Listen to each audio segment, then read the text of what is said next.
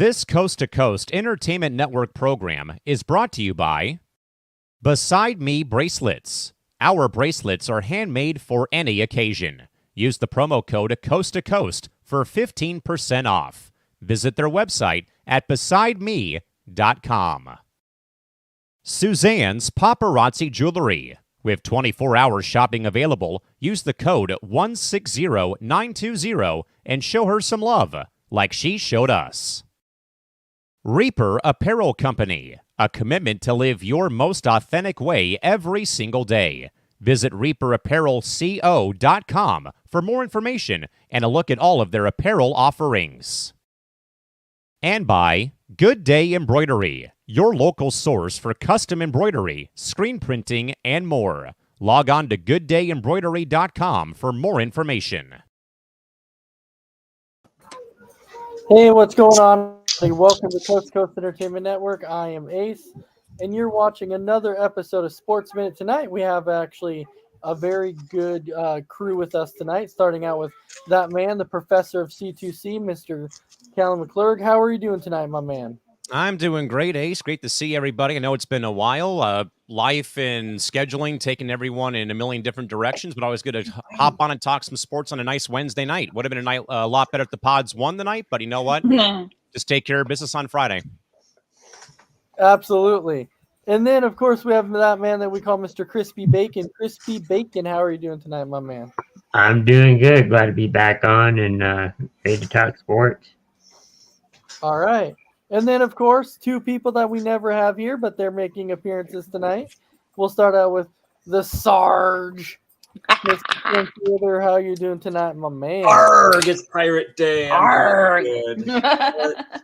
Good for the Happy Leif Padres. Erikson Day. Hingle dingle durgan. Hey, you guys! Oh, boy. Yeah, I'm good.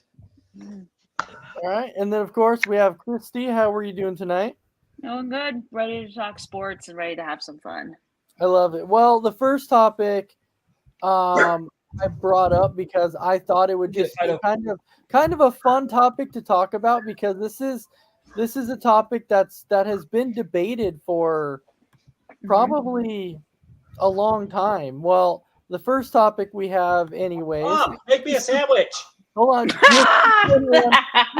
One. It's a fun topic. So the first one is like, what sports fan base do you think is the absolute worst? Like, you're like, I can't stand their fan base.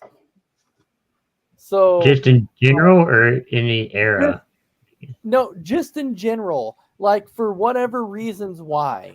And so Callan, we'll start out with you. Who, and it doesn't matter what sport it is, just fan bases in general. Who do you is like a fan base where you're like, man, this fan base just drives me nuts? I mean, for a minute, it sounded like you were saying who's the most tortured fan base in sports. And I'm like, I know the answer. It's San Diego, California. Yeah. You know what, though, Adam and the rest of the gang, you know, James and I talked about this on Tuesday. I'm sure everybody on the panel, everyone watching the show, saw what happened on Sunday between the Padres and the Dodgers and how things got out of control, whether it was because of the antics of Jurickson Profar and Fernando Tatis Jr. and Manny Machado, you know. But like I said, though, on Monday night is, again, you know, Bill Plaschke said this in the LA Times, and even Dave Roberts kind of said this, though. But Bill Plaschke wrote this in the LA Times after the game. Those fans that acted in that way, for one, they're cowards, as he wrote. But like I said, though, on Monday, and try to drive this point home, they don't represent the entire Dodger fan base, nor do they represent my friends who I know that may, in fact, be Dodger fans, who are cool people, despite the fact that we don't root for the same team. So I think the Dodgers and Yankees probably, for me, take the cake for baseball. Lakers have to be up there for basketball. Maybe Boston is also up there as well. But I think, though, just in general, I think this is across the entire sports world. Los Angeles, Boston, New York, sometimes Chicago, Dallas, Fort Worth. Sorry, Chris. But those are like the main five I would probably go with when it comes to taking their sports fandom a little bit too seriously, where they literally are blaming Bill Buckner's blunder in '86 on why they had a terrible day at work or why they got divorced from their wife or Oh stuff my like God. that. That's So, going too far. I mean, It was over money. just in general, I would probably go just New York, Boston, LA, Chicago, kind of, Dallas, and that's probably it, honestly, for that for this topic. It's weird though, because actually people mention Philly a lot. Like Yeah, you Philly's hear- up there too. Yeah. like you hear it a lot, and people talk about the Eagles and Phillies fans. And I mean, look at what those Yeah. fans did to Nick Castellanos in game 2. Like they booed him Oh my all night, God. then all of a sudden he gets a game-winning hit. Oh my goodness, he's the savior of the season. Hey, It can, hey, yeah, Bruce, it's a Santa case of Same it fan just base, same fan flips base. on a dime. Yeah, and it's the same fan base, I believe, who booed Santa Claus. Yeah. Am I right? Yeah. You're right. And a lot Also, of other same- things. Yeah, That's a like lot Michael, of coal. like Michael Irvin getting carted off the field on a stretcher and they're cheering. I'm like, you people all suck. How can you be that cruel? Anyways, Crispy Bacon. To you, who was the worst fan bases around? Philadelphia is one of them. Definitely Philly. Maybe New York, depending on what league and what team it is, but probably New York. Yankees. Yeah. Yankees. Dodgers is probably one of them. So those are teams I could think of. I can't wait for Big B to answer this one. Oh my God. Big B. The worst fan bases around. Well, there's that Grin and Gold team that is across the border. Their fan base is just, terrible. Right. God, I mean the Yankees for sure. Mhm. There's that team down south that granted hasn't been in the Super Bowl since '92, but every year is their year. So No, wrong team. Unless you're talking Washington. Unless you're talking about Washington. Washington. there's the LA Laker fan base. Yeah, I forgot about them. Yeah, there's quite a few fan bases around that drive me crazy. Yeah. But so All right. Sarge. Yo, I just gotta admit, James kind of looked like Wilson from Home Improvement. With him at the bottom of the ticker. So, how do you know there, neighbor? Oh man, the worst. There we go. The worst fan base, man. Like you nailed it with Philadelphia. There's the Padres. There's the Vikings, the Packers, the Angels. Oh wait, that's all you guys. Oh my bad. I was gonna say, sir. I mean, there hasn't been any garbage thrown on the field at Petco Park in Game 3 or 4. I was about to say. Well, there's more than garbage on the field there, so we'll talk about that dear later. God. But And yo, it's- I gotta it's a say, visiting Wow. team led by Dave Roberts. Yeah, so I gotta say Philadelphia because booing Santa Claus, you cannot boo Santa Claus. He's the man that brings you presents. You cannot do that, kids. All right, Exactly. for all the kids who are watching. Then I don't know. I'm gonna say the Georgia Bulldogs. They just annoy the heck out of me because they think they're number one. Alabama, they annoy me. I don't know what a Crimson Tide is in the first place. I know it's a Well, color, but I know. Seriously. Neither did Vanderbilt, but then Vanderbilt it an beat elephant? Alabama, so there you go. Yeah, the mascot's an elephant for some reason. Yeah, I don't get it. I know in athletics. I mean, come on. Yeah. Huh. Interesting. Well, the only reason why I don't like Minnesota is because you have to hear that stupid horn every time.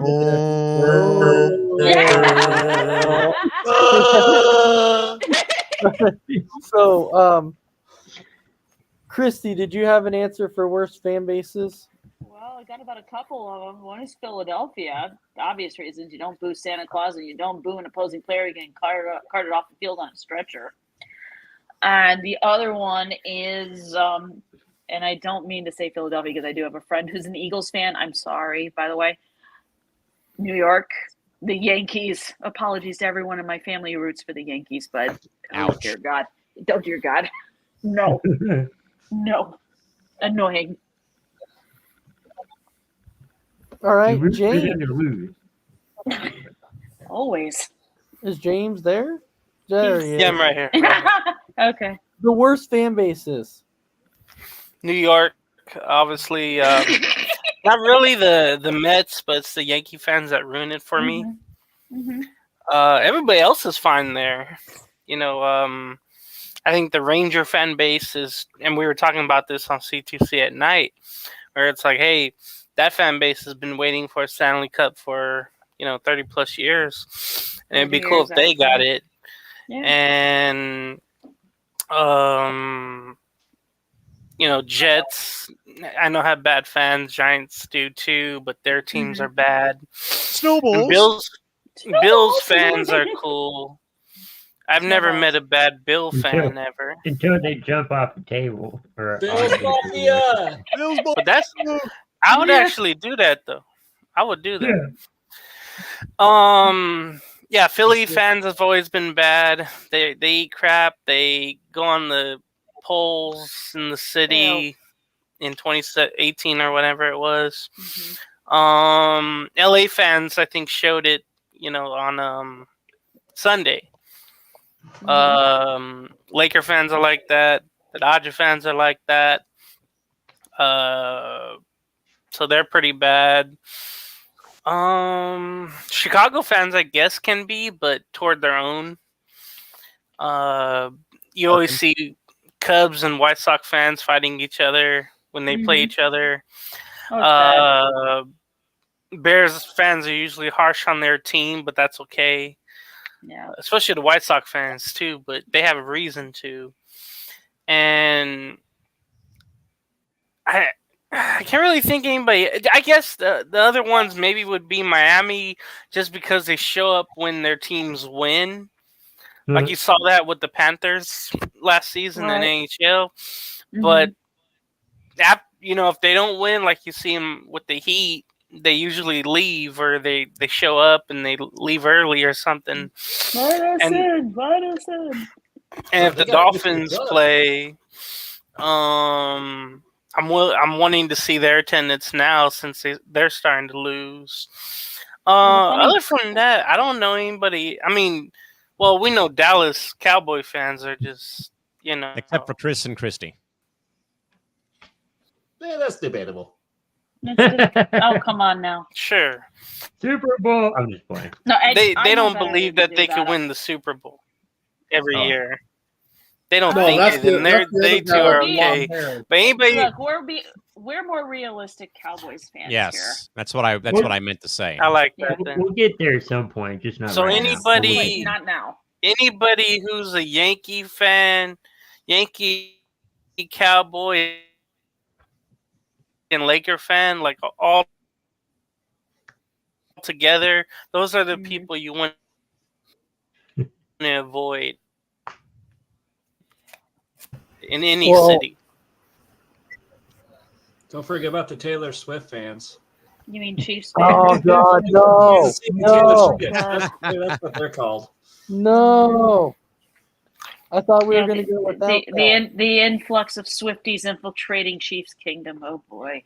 No, I thought we were going to go without. Fans are getting bad too. That's true. Yeah, they are. They are. Yeah, there's some fans there that like the Chiefs fans. Some of them are getting really bad out there.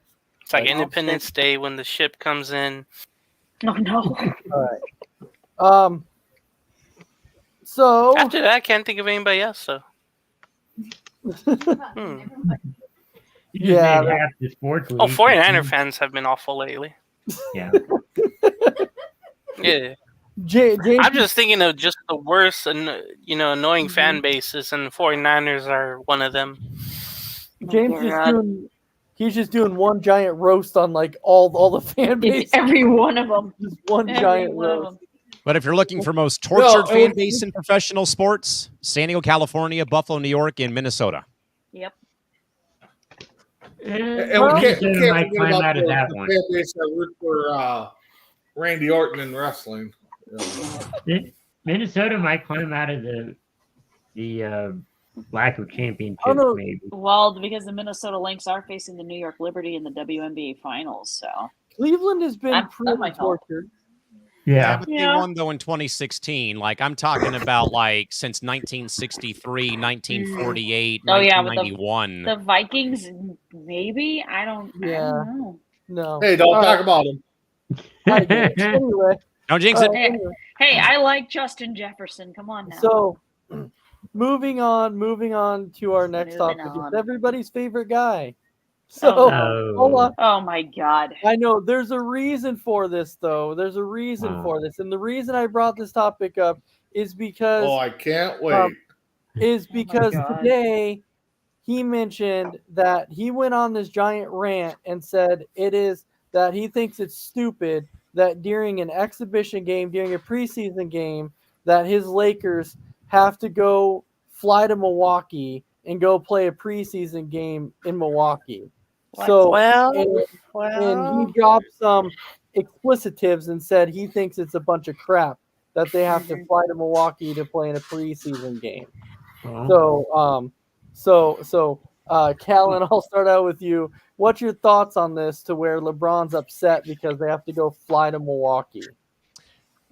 It's uncommon, I think, in the NBA usually to be having cross-country preseason games. I never have recalled recently seeing NBA games being played where it is a game like this, where I saw Phoenix go to Detroit to play the Pistons, Lakers went to Milwaukee to play.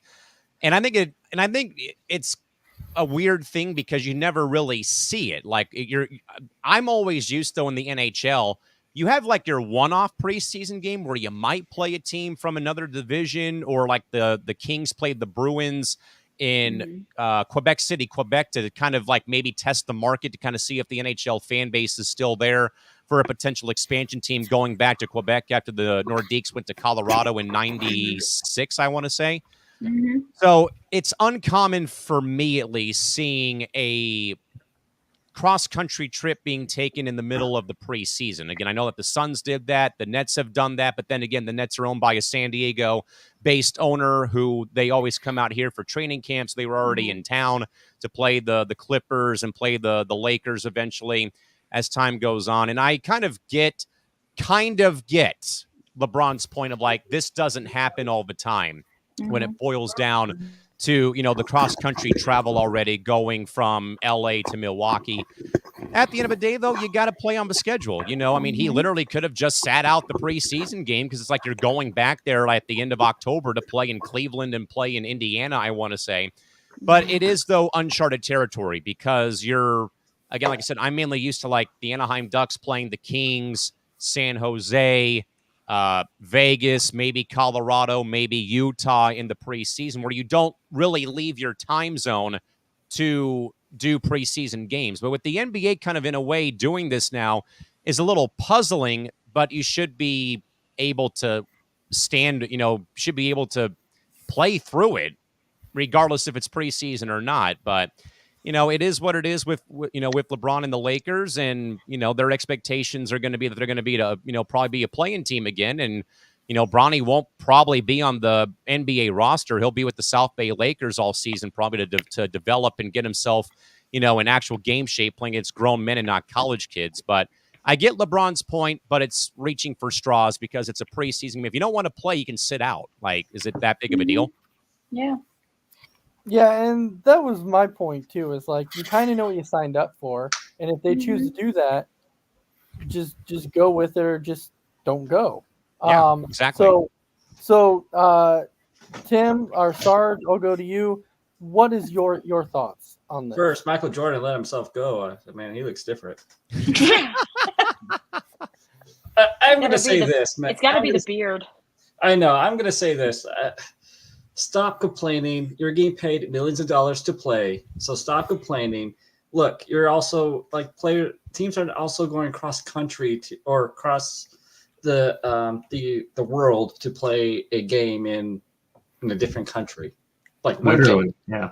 Mm-hmm. Yeah, they had 2 exhibition games in Abu Dhabi last weekend. I know. I don't want to hear him complain because the Seattle Mariners, I'm kind of going back to baseball on this one. They have the most travel miles of of any team every single year because of where they're located. So he just I needs to mean, put his foot in his mouth and just chew on it and eat some leather. well, you had what? Miami in college football. You had Miami and traveling to what? USC. I think. Yeah, it but was. that's a whole different. No, I know, That's but a whole still, different set of standards, though. Like those are college kids, not players in their 40s who are, logging And then- mileage on the body. Yep. And then you had hockey go to Czech Republic not long ago. Regular season games, though, those games actually Yeah. mattered, unlike the Lakers going to Pfizer Forum in early October for a tune-up game. Yeah. I get it. James, what's your thoughts here? Yeah, same thing with Callan, but I wonder if this game is national television, though. Do you know if that's the case, that's why this Doubtful. game is on? Because, I see right now the Warriors and Kings were playing on ESPN, and they're, of course, right next to each other. But to piggyback off what Callan mentioned, this isn't 1974 where the Bucks and the Lakers are both in the Western Conference. And that game, by the way, James, is not on national TV. It's on Spectrum Sports and Valley Sports Wisconsin. So LeBron could literally just stay home in LA and rest up for their next game in Vegas or wherever they're going to next. Yeah, he can just lock himself up in his house and not have to do it. That's what I was gonna say. Like, you don't even have to travel for it if it's not a big televised game. Giannis and Dame don't even want to play that. Dame, I was looking at him at his media day. It seems like he doesn't even want to be there. So look out for that if he wants to trade out Milwaukee. But yeah, they're both East and West now. It just doesn't make sense. I always remember the Lakers used to train in Hawaii and play a couple games there, then go to San Diego, Las Vegas, Bakersfield, Fresno, Ontario, and then finally go to LA. Well, I'm saying before Ontario had an arena, they would go to Fresno, then they would go back to LA, play a few exhibition games, and then the season would start. But they would never go out of state unless it was Las Vegas. So this is just creepy to me. But again, he could just sit out. You don't got to play it. It's exhibition. That's what I think.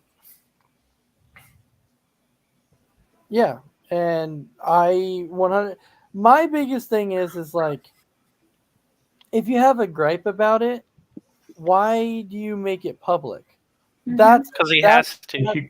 That's my only thing is like, you don't have to make it public. If you have a gripe about it, go to the league instead of coming public with it and making it known, because then this kind of stuff happens. But maybe it kind of shed lights that people look at the situation and go, oh, LeBron just doing LeBron things, and things like that. And that's, which in a way it's kind of true. But anyways, Big B, what is your thoughts? Just retire. Sure. Hey, why not? I know he's hanging around to try to play one game or one season with this kid. It already happened, though, so you can retire now. It happened in Palm Springs, California against Minnesota. There you go. Yeah, exactly. So I just think, get it over with. Play your one regular season game with your kid. Call it a career. Go in the Hall of Fame. Disappear. Go be an owner of some, team. Yeah. Vegas. So your boy can play basketball. Yeah, I'm kind of just tired of them. Well, that was quick and easy. All right. Crispy bacon. Yeah, if you didn't want to play, just sit on the bench or don't fly with the team. But then, like you were saying, he should just keep it in house. But maybe he was worried that if he said it within the team, that it's gonna leak out anyway. So maybe he's like, well, I'll just mention it now. All right. Kind of get ahead of whoever was intending to rat him out. Yeah. All right, Christy, do you have anything to add? Everybody made some really good points. Me personally, I'm tired of LeBron complaining and all that. And if he didn't want to play this game, he should have just said, "Hey, is it all right if I sit this out?" And if he was told, "Yeah," I should have stayed at home. Hey, this is Sarge's favorite player. He loves. I love him. I worship him. There's a jersey somewhere in Sarge's closet somewhere. Oh, I'm wearing it right now, bro. Oh no! You're wearing it right now. He's wearing it right now. He's gonna bust it out right now. Yep, let's bust it out in all of its glory. Yeah. Absolutely. All right. So, going on to our next one, we saw, and we know that right before, when the show started, Callan mentioned about, the Padres losing tonight. Of course, the Padres were not eliminated yet. That series is sitting at 2-2. However, a team that did get eliminated was the Philadelphia Phillies. And so they were coming in as one of the top picks to be in the World Series and go there and win it. Of course, with their lineup and a lot of talks about Bryce Harper and their starting pitching and things like that. Again, the pitching has been actually decent. The offense wasn't that great in the series, but there's been a lot of speculation too, saying that they should maybe get rid of the 1 and 2 seed and just kind of have everybody play in the first round, because they feel like this 1 and 2 seed kind of hurts teams when they take that extra break, and the teams before them can get hot and come in and beat them. I don't know. So 2 questions for you all is, what's next for Philadelphia? Where does Philadelphia go from here? Because they haven't succeeded with the lineup that they've built, and they've spent a lot of money with this, even on pitching and hitting. And then number 2, do you think it might be time to say, hey, everybody's getting games in the first round? So, Callan, those are the 2 questions. Yeah, Ace. I'll go to question 1 first. What does Philadelphia do? I think it starts with Rob Thompson. I think he was kind of, in a way, lightning in a bottle during their 2022 season when they canned Joe Girardi. They made all the moves, of course, for Harper, and then Trey Turner comes in and Castellanos comes in, and they get Kyle Schwarber and things of that nature. And this team was really, honestly, I think the scariest NL club behind the Dodgers. Those were the top 2 teams that I think scared the heebie-jeebies out of any NL baseball fan. And now where you go from here, it feels like a fork in the road. You've had some good success recently in 22 and last season, and then here in 2024, first division championship in a long time, dethroning the Braves. And then, though, question 2 rears its ugly head again. And believe it or not, guys, that reason is why I kept telling my friends and even told my dad, I don't want the Padres to win the division championship. I don't want the 5-day hangover waiting for a 3-game series to play out. Then we have rust, and you end up like the Phillies. Yeah, you tied the series, and then you let the Mets, win, game 3 and then win game 4, and basically, knock you out. And I think that's kind of been the main talking point, I think, since 2020, when they first introduced the new kind of format where they took the 8 best teams in 2020 and they played a 2 out of 3 in the first round. Then it went 3 out of 5, 4 out of 7, so on and so forth. I don't know if you could go that route of making it a 8-team field, because even though it would guarantee your 1 and 2 seeds still play a best of 3, that means 8 of your 15 teams in each league would make the playoffs again, like 2020. I don't mind the drama of the lower seeds, like the Mets knocking out Philadelphia this season, or Arizona doing that to Milwaukee, and then the Phillies in 23 or the Padres in 22, where there should still be some sort of incentive for the best record in the league. Now, I don't know if there's a right solution, because we only have a small sample size of, 3 or 4 years of, well, the 1s and 2s have been getting knocked out in 21, 22, 23, 24.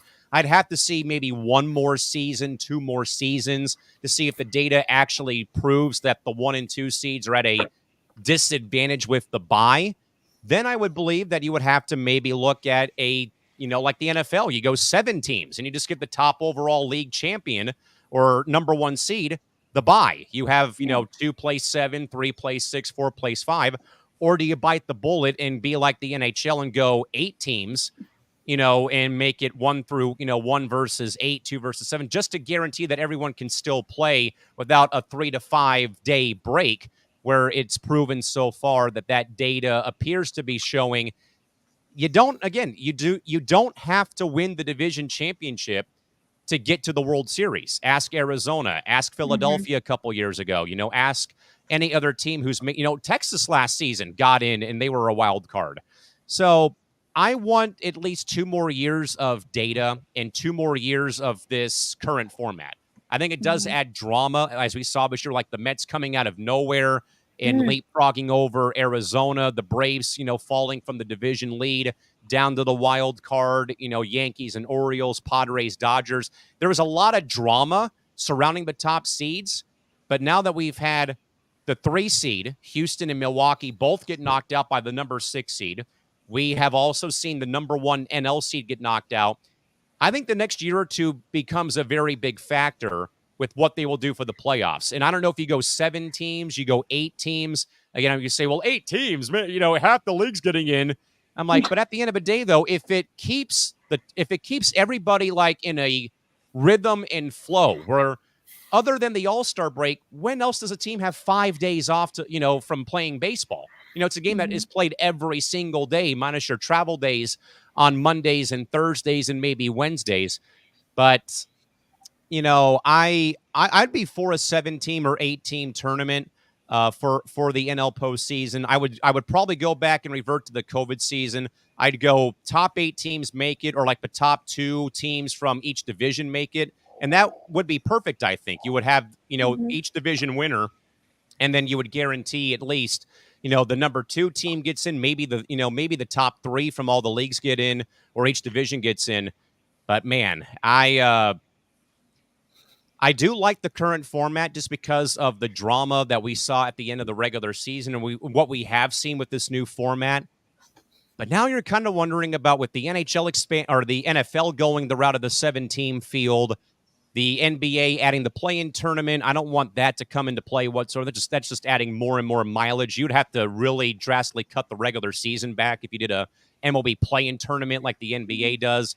I know the NHL reshuffled theirs a little bit, where it's more divisional play than it goes to the conference final. But I think baseball has it right for right now. But I think the next 2 seasons will be very compelling about what should they do. 7 teams, 8 teams, or keep it at 6. But, I mean, I'm all in favor of something new coming. But with the Phillies going out, though, the Astros going out, the Brewers going out, those are 2 division winners going out and the number 1 NL seed going out. I think there might be some small concern, I think, from the front office of Major League Baseball about, oh, no, this may not be a good thing. All right. We're going to go ahead and turn this over to James. So, James, what do you think? Yeah, keep in mind everything Callan said. I'm trying to figure out if they should just go back for the wild card being just 1 game. I kind of like the drama of that, but the only thing is you had some teams, get eliminated that I think the league would rather have in there. Houston, but I do, Philadelphia. When that happened, I think it was 2018 when Colorado went to Wrigley and defeated the Cubs. Whenever that was, and I think Miami defeated somebody one year. And you had 2020 happen. I don't think it should be that extreme where you put that many teams in. I don't like that. I think I like it the way it is. It's gotten rid of teams that I don't think people wanted to see. We didn't want to see the Brewers. We didn't want to see the Astros. The Orioles have to find themselves. They ended the year poorly. So I think this format benefits the teams that come in hot into the postseason. You've seen that with the Tigers. You've seen that with the Royals. Despite their issues, they still made it in. But it also it hurts the teams like the Twins who fell at the end. The Braves who kind of fell, and Arizona didn't get in, and so you kind of really see how the wild card series goes, where it's like, hey, whoever wins, it's like the hottest the hottest that's coming in. So I do like that part about it, and it gives teams and fan bases like Detroit, who's on the verge of maybe winning that series tomorrow, some hope that they haven't had in 10 plus years, or 10 years. So I really like that part about it. I mean, that was the whole thing, to get other fan bases involved, and they have, but also shows you the teams that do have their act together. And then if you have that bye, you have to somehow, stay in shape, maybe they have to practice more. I don't know if that's the case. You're always worried about injury. There's never a perfect solution for this, but I just like it now because I think you have so many more fan bases involved that wouldn't be if it was just the old way where one wild card got in. I think it stands out because even Miami got in last year, but Philly was too much. And quickly to talk about New York Mets and what they've done this year. Well, at the end of this year has been amazing. Just Francisco Lindor, he's been so clutch. Other from Shohei, he's been the second best player in the National League, I think. And I just in clutch situations, I really just enjoy watching the team and listening to their games. I mean, the whole fan base is back and ready. A far cry from early April and May. For the Phillies, right away when I was thinking they're going to lose, I don't know if they should fire Rob Thompson or give him another year. I just think they have to come back better, and I think their issue was, unlike game 1 and 2, they didn't score enough. I think that's always the problem with any team, but with that type of lineup they have, they should be scoring more, and they didn't get that happen. It's just come up to the Mets where they were just more clutch through the wins that they had this series, and I can't wait to see them in the championship series. Maybe we'll have a good series, I hope, and maybe the Mets shock everyone and go all the way. I can't wait to see that, though. I wanted to add one quick point to my thoughts about the playoff format real quick, and it just came back to me, is I do like the wild card, like James was saying about how, and I like that, and I do like that the incentive is that if you're the higher seed, Baltimore, San Diego, whoever, you get all 3 games at home. But the thing that just came back to me real quick, the bracket I think should be reseeded, where you don't have, and I know it's called the divisional series, but I think I'd rather see the 4 and 5 or lowest remaining, like the NFL does, I think, where the lowest remaining seed goes the opposite side of the bracket and then they cross over, where it would have been in reality San Diego goes to Philadelphia in the DS, and then the Mets would have gone to the Dodgers, where maybe you could have set up like a pretty intriguing NLCS that way. I would like to see them maybe think about reseeding too, but again, I doubt that will happen. But I think it'd be a very interesting wrinkle where it doesn't quite maybe add up the right way when it's division teams playing each other in round 2. I think you would maybe rather see that like Yankees Red Sox, for example, in the championship series with all the marbles on the line, rather than just trying to get to the championship series. Mm-hmm. Yep. All right, Sarge, what you got for us? Well, if we expand it to 8 teams, at least the Mariners will get in for once. So I'll take that. All right. But I think Callum made a good point, just having with the teams having that seeding 1 versus 8, 2 versus 7, 2 versus 7. Higher seed gets all 3 games in the opening round. Yeah, exactly. Do the best out of 3. I mean, there's no, but I don't think there's going to be a perfect way that the playoffs will be ever there's no perfect way to do this. Someone's going to have a gripe about it, no matter what happens you do. So I do like the seeding with the 8 teams and what Callan said earlier. All right. Did you have any thoughts on the Phillies? Like, where do the Phillies go from here? They hate Santa Claus. I have no thoughts. Fair enough. Oh dear God. No comment. Nope. Big B, what do you got for us? Oh, well, let's see. Philly, couldn't happen to a better team that they get knocked out. So that's that. I mean, next for them, I mean, they're going to sit down just like every other team that's out of the playoffs.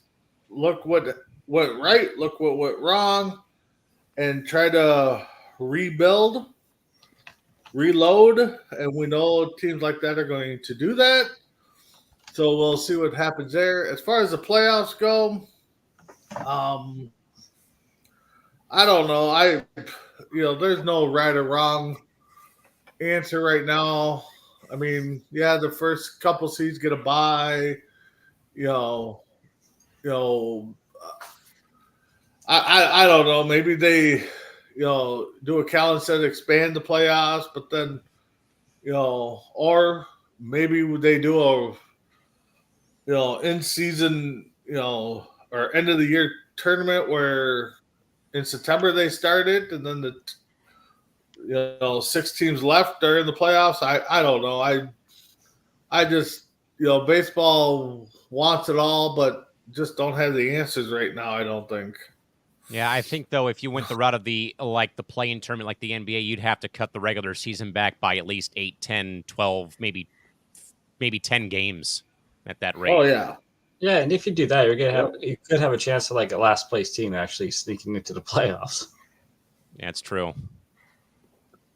I was kind of thinking something about that. You could have both, I guess. You could have like a 7th team come in, but have a one game wild card playing game. Like you have your top 6 teams, 7 and 8 playing that game. Winner basically moves up to 7. Almost like March Madness, it seems like. You have like, say you maybe add in like I think Major League Soccer does this right now, where they have like 9 teams make the playoff field, and I think the opening round is 8 versus 9, like in a 2 out of 3 series to see who plays the number 1. Like that might be intriguing, but still you would have to dial the regular season back by at least 10, 12 games, if not more. But this one would be a 1 game. This would be a 1 game, like a wild card, like you were saying. Kind of like win and you're in, sort of. Yeah. Yeah, Okay. like the play-in game for March Madness, like first 4 game. Right. Yeah, and I know they do that in soccer because Brazil is actually going through that right now. They have like a qualifier that is coming up. And Major League Soccer, I think, revamped their format about a year or 2 ago when they expanded to Nashville and to Austin. I think they made it a 9-team bracket for both the Western and Eastern Conference. Now that'll be interesting, just kind of off cuff, with now San Diego joining next season for the 30th team. That'll be interesting if they keep the 9-team format with a 16-team division. I think they go back to 8 teams and play it out that way. But again, who knows? But I don't think, like Brandon said, there's no right or wrong answer for baseball. But like I said, they need to have like another year or 2 of data that keeps proving that 1 and 2 seeds with the bye keep getting knocked out in the divisional series round by the hotter teams who come in after that long layoff who are still playing. And that might be a bit of a tone setter as time goes on. All right, Christy, did you have anything you wanted to add? Well, first on the Phillies. Too bad. You're really going to have this is a team that's really going to need to look long and hard at themselves and like, okay, what do we need? What do we don't need? Who do we trade? Who do we get rid of? Reload and just figure it out. As for the playoff format, I mean, Callan and James made excellent points. Do I think the playoff format needs work? Yeah, it does. But we'll see where it goes from here on out. The playoff format, the point that even Sarge made is like, I feel like no matter which way you go, It's there's not gonna going to be- please everybody. Yeah, no, not going somebody's to. always going to have an Because- issue with like, yeah, my team didn't make it, this team Well- didn't make it because the seeding is kind of screwy. Well, because if you drop down, like if you take the first and second seeds and you drop them down, and you're like, Mhm. okay, you have to play in that first round now, and then they lose in that first round in the best 2 out of 3.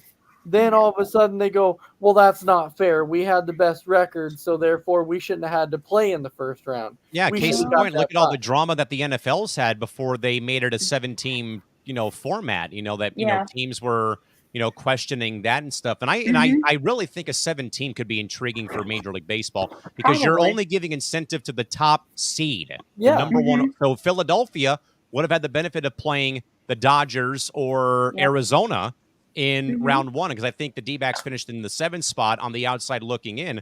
That would give them Probably, yeah. incentive more than likely if you were the number 1 seed. But again, if you're seeds 2, 3, and 4, you get home field for the wild card series. I think that Yeah. could work, but I still think though I'd like to see another year or two of Yeah. if this trend continues. I think that's when you begin going back to the drawing board of going 7, or you go back to the COVID year and you just say, okay, 8 teams will make it. And the top 2 seeds, you got to play. But guess what? You get the number 8 team. Like if you screw this up, then that's on you, not on us. Mm-hmm. Well, That yeah, makes because sense. because even if you think about college football, how they reseeded all the Mhm. playoff. Yeah, And now then- it's 12. Now it's 12 teams. It's now 12 teams. They were sports media pleading for a college playoff game for years, and you finally get it.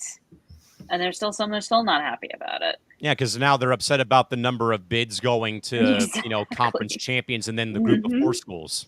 Yep. Yeah, exactly. So that's where it comes down to. There's no easy solution. Mm-mm. I guess it's just more of an experimental thing. You're gonna have to Yes. sit there and experiment and try and come, Experiment before. Yeah. Tinker with it a bit.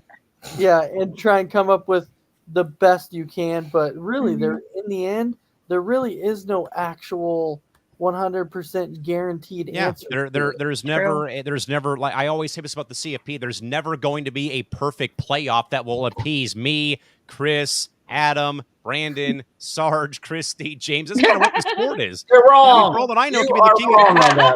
I mean, sir. it could be the king of the ring in WWE, and we still Yeah, wouldn't yeah, agree I mean, about so, that. Yeah, No, some of look us at would the be pretty FBS. angry at the result. Like, why did he win? Look at the FBS in college. I think they have it well planned out. They do, and I say that as someone who works in FCS football, yeah, 1AA. They have it right. They do. Yeah. Go Grizzlies. Go Toreros.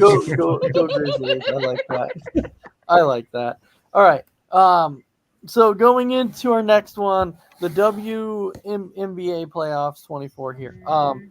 You look at this, and from what you've seen so far, like, okay, first off, I want to point this out there because we were talking about this at one of the games that I was officiating the other day. People are actually not surprised that Clark won Rookie of the Year. Really, was anybody surprised about that? No, Nope. should have No. been unanimous. It Oh, should have yeah. been unanimous. Absolutely, unanimous. I think she did. She took Indiana to a great place. I really think she made Indiana a lot better. She struggled at the beginning, but She did. and I'm not saying completely, but it's only because of like the pressure that they put on her coming into the league. That Yeah. was the biggest thing is they put too much pressure on her. But It's like extremely high expectations on her because she Yeah. was a number 1 overall draft pick. But now we're talking about the WNBA and saying, who would you have as the favorite right now to win the WNBA? So, James, we'll go ahead and kick this off with you. Yeah, I think all year long it was a Liberty with their big 3 and the rest. Yeah. It was just I wanted to see the aces, but that happened last round, and Liberty were just simply too much. They've been a force all year long. And Brittany Stewart's been amazing, along with Sabrina Ionescu. But it's a great feat for the Lynx to even get there. I mean, that was amazing to see them go through what they went through and make it a really, really tough team. So that was great to see. But I think the Liberty sweep the Lynx in this, and yeah, it was a shame that the Clark voting wasn't unanimous. I mean, that must have been someone from Chicago. Yeah, probably. Chicago Sun-Times or Tribune. One of them. One or the other.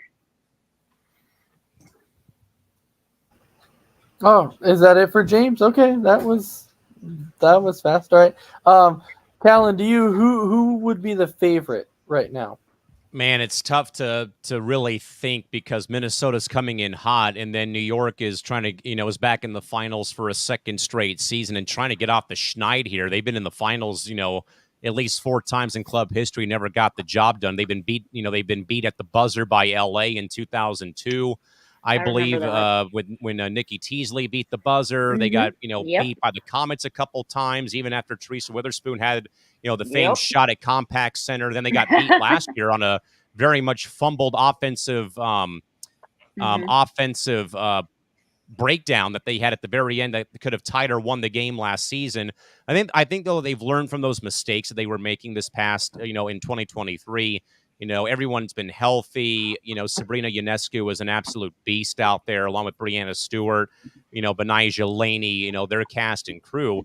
Now you've got a Minnesota team, guys, back in the final for the first time since they last won in 2017, who was not really on the radar. Everyone kind of was, mesmerized by the Aces going for a three-peat, New York and their firepower, what the Fever were able to do, Diana Taurasi's potential, somewhat in a way, finals season perhaps maybe. And now Minnesota, led by Nafisa Collier, Courtney Williams, Caitlin McBride, have that team back in the finals for the first time in roughly almost 7, 8, 9 years. But I think New York's got a little bit more right now. I think they have the home court as well, being the top overall seed. They really haven't been too challenged in these playoffs, it seems like, other than when Vegas won a game to keep themselves afloat and force a game 4.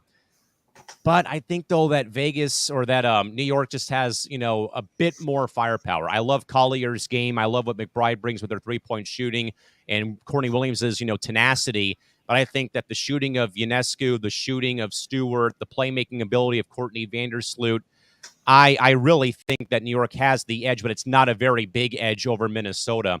But as far as the season goes, guys, this was probably my favorite season being a WNBA and women's sports fan. And this is even, guys, despite all the controversy that James and I really talked about a week or so ago involving, the Clark and Reese, rivalry that's been really much touted by the national media.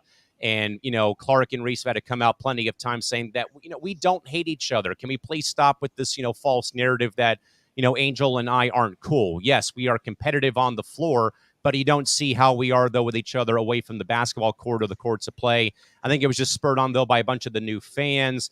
The league putting out that bogus statement, that we're not going to tolerate, racial discrimination or, quips about, the gay community within the sport, after Clark went out. I didn't think that was the right time for it. That should have been put out after all the fouls that were done, by the Sky. But then how they were treated, though, when they were on the road by, fans who would assault them verbally and, make death threats against Angel Reese, all that stuff, was a bunch of, cowardly acts by a bunch of fake fans, who all of a sudden want to be WNBA fans, unlike myself, who's been backing this league for, since I was in 8th grade in 2008. It's nice to be able to see the league, kind of getting some recognition finally, but there still is just a lot of basic stuff that the league is just shooting themselves in the foot, though, when it comes to, the media snafus, the fake storylines, how they, reacted after Clark got knocked out and they put that statement out, that the league will not tolerate, what happens in the stands when it comes to, racial slurs and homophobic slurs. And James and I railed against that. I said that should have been put out the day after the Kennedy Carter foul happened in the first game that Chicago played against Indiana, where it really set the tone for all the fans to react and stuff. And then the Christine Brennan controversy has been a major, water main break too. So there still is some, there's still some chinks in the armor of the WNBA. But at the end of the day, though, the numbers don't lie when it comes to the TV viewership, the attendance, all the teams who had to move games from smaller venues like, where the Wings play in Dallas, where the Dream play in Atlanta, to the big NBA arenas. That is saying something. And not just that, guys. 3 new teams are coming in 2 years. Golden State's coming in next season, and then we have Toronto coming in. We have, some dogs on the panel who also want to get involved with our conversation too. I absolutely love it. And then we have, Adam and the crew up in Oregon getting a chance to actually enjoy women's basketball again after the Portland Fire closed up operation in 2002. So this is a great time, as I always say. It's a great time to be a women's sports fan, but let's keep it about the play on the court. I get very tired, guys, of reading, stuff in the news that doesn't involve the game. Again, Padres Dodgers on Sunday. I'm sick of that stuff. I'm sick of hearing about the Caitlin Clark and Angel Reese rivalry. I'm sick about, media members taking pot shots at players because of whatever they think of, they don't like their actions on the playing court or on the playing field. But, all that is, I can get past that. But this has been a great, fun season. I watched, plenty of games. A lot of my friends have watched games. Friends of mine that I know that weren't women's sports fans have gotten behind the sport now. My parents have been, kind of in a way of, they've admired the league from afar just because of the fact that, I've worked in women's basketball for for a good chunk of my career. So this is refreshing to see that people are actually taking notice of these players and stuff. But let's please keep it civil and let's keep it about the play on the court. But this is going to be a great finals. And again, I think that New York just has a little bit more than Minnesota. But if Minnesota does win it, what a great year for Cheryl Reeve. What a great year for that organization who's been a consistent measuring stick of this league, getting back on top of the mountain with, I believe, their 5th championship, but that does in fact happen. All right. Well, I'm going to go to Big B next because, Big B, your team is in this. So, oh, yeah. So, Yep. So do you feel like the Lynx have the upper hand here?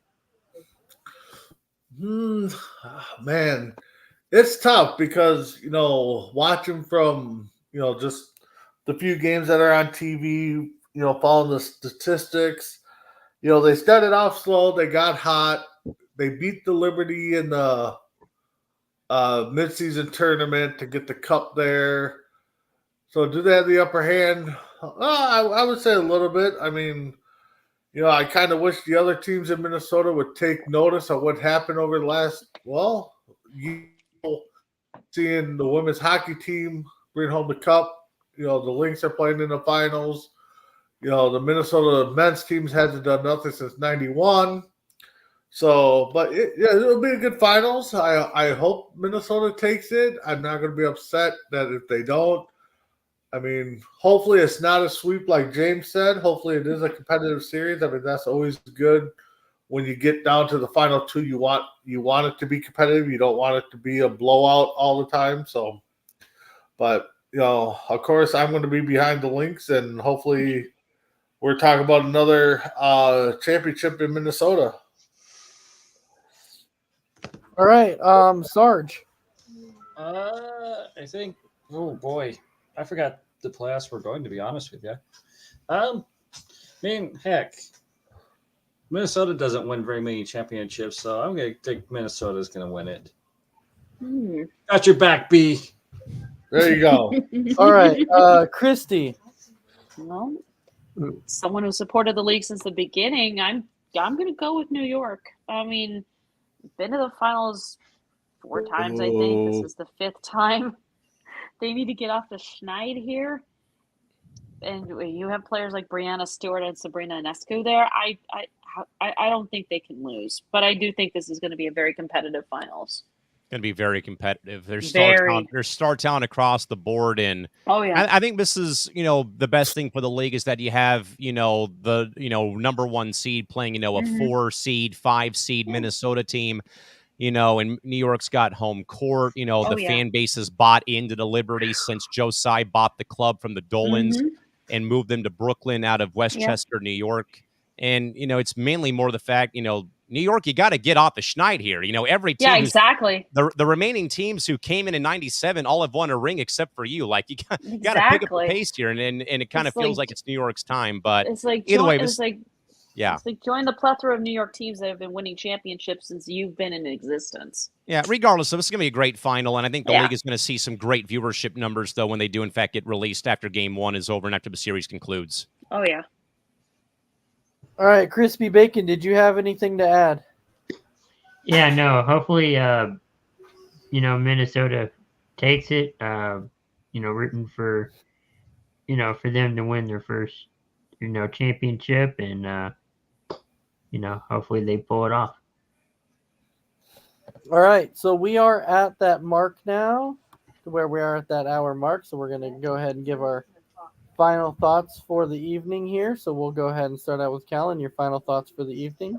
Yeah, no, great show. Glad to be back on Sports Minute here on a great Wednesday night. Would have been better if the Padres won, but you know what? Hey, you move on. It happened, and you got to focus on Game 5 on Friday up at Dodger Stadium. Looking forward to it. Again, I said, though, a couple weeks ago here that regardless of what the Padres did this year in the regular season or in the playoffs, that, I've been very, happy with what they've done this season. Again, all the offseason stuff of, Peter Seidler's passing in November, cutting the payroll, trading away Juan Soto, letting Josh Hader and Blake Snell walk in for a club led by Mike Schilt with a, $1 million left fielder, a rookie center fielder who never played the spot in his career, in getting Tatis back and Machado back. Yeah, losing Joe Musgrove again sucks, but for them to go from, maybe a 77 or 78, 83 win team to a 93 win ball club, and now have a chance to win the DS in Los Angeles, is, I think, what Peter wanted, honestly. And, it's been a very big rallying cry about competing for Pete over the course of the season. But, hey, if it goes on, awesome. If not, I'll be a little heartbroken. But at the end of the day, this team exceeded a lot of expectations, working with a lot less than they had in 2023. But Press Row should be on air tomorrow, whether it's in the afternoon or in the late evening. Depending on what I have going on tomorrow's. We're kind of in a way quickly getting ready for the Elite Draft League final on Saturday here in San Diego, California. So we're going to be hopefully having a episode of Puck and Roll on Friday to get everyone ready for the final. But great to see everyone again, and thanks for everyone who tuned in. Appreciate it a lot. All right, Crispy Bacon, your final thoughts? Yeah, thanks Warren for watching and tuning in. Check out Coast to Coast, all of our great shows, and just stay tuned. All right, Christy, final thoughts? I'll just thank everyone for watching. It was fun being back on Sports Minute, and a big congratulations to my Vegas Golden Knights beating the Avalanche 8-4 in the opening game of the season. All right, Sarge. Boo!